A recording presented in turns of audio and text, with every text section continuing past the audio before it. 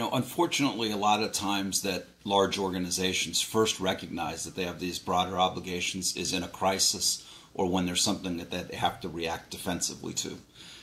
That will fine-tune your responses if you're an oil company and your oil rig in the Gulf of Mexico is leaking oil and you're on the front page of the newspaper every day. But it doesn't have to just be defensive.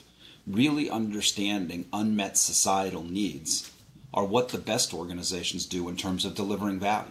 And being out and talking to those sets of stakeholders can help you understand where is there a market gap, where is there an unmet need, where is there an opportunity to collaborate to create a new offering.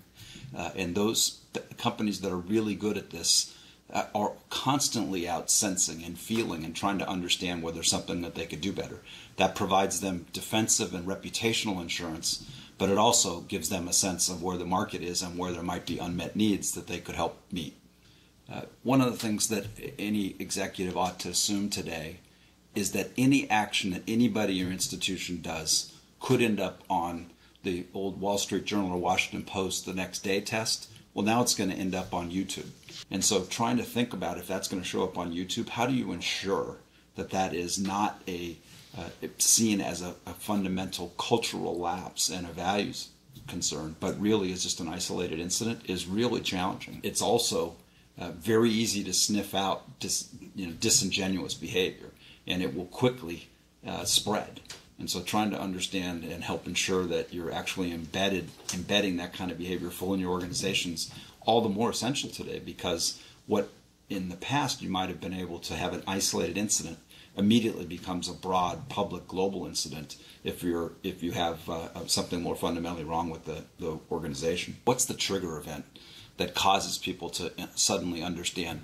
Well, sometimes it's a crisis. That clearly motivates.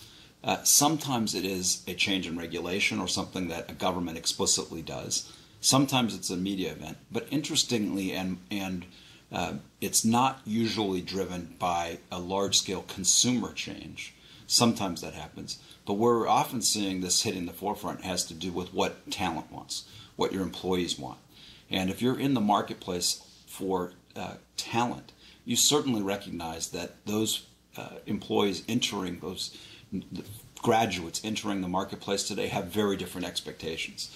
And so there is an opportunity here to understand the talent markets and get an advantage by being a better citizen that enables you to have attractive, engaged, capable, excited employees who don't just show up, but they're actually excited about the mission of what you're trying to accomplish, not motivated by how they translate their day-to-day action into a few more shareholder value dollars.